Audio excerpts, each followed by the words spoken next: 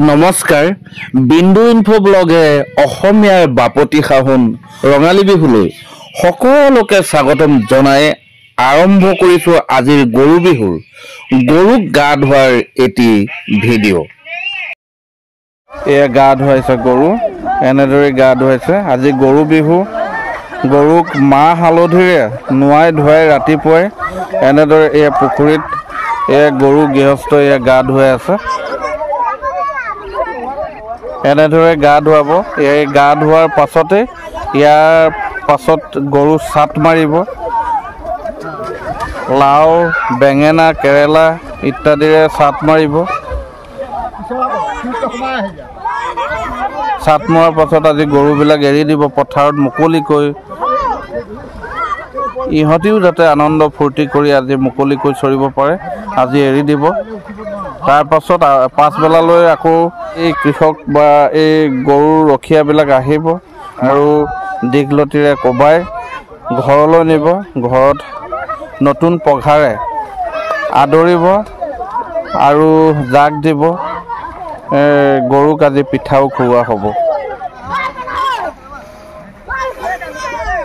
এই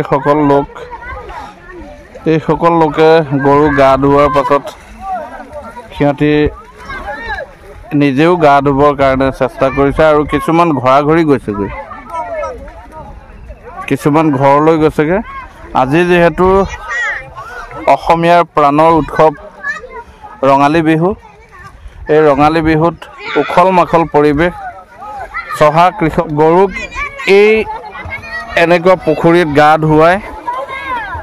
নদী বা এনেকুৱা পুখুৰীত গা ধুৱাই গৰু ছাট মাৰি তেওঁলোকে আজি গৰুবিলাক এৰি দিব আৰু গধূলি সময়লৈ পাছবেলালৈ তেওঁলোক আকৌ আহিব গৰু নিবলৈ মাখিয়তী দীঘলতিৰে গৰুক কোবাই আজি গৰু বিহু যিহেতু গৰু ছাট মৰাৰ পাছত এই চহা কৃষকসকলে এনেদৰে তেওঁলোকে ঘৰা-ঘৰি হৈছেগৈ এয়া আৰু এই গৰু ছাট মাৰোঁতে আচলতে গৰু ছাট মৰাৰ পাছত যিবিলাক লাও বেঙেনা কেৰেলা ইত্যাদিবিলাক আচলতে বুটলি লোৱাও এটা পৰম্পৰা আছে এইসকল লোকে এইবিলাক বুটলি লৈছে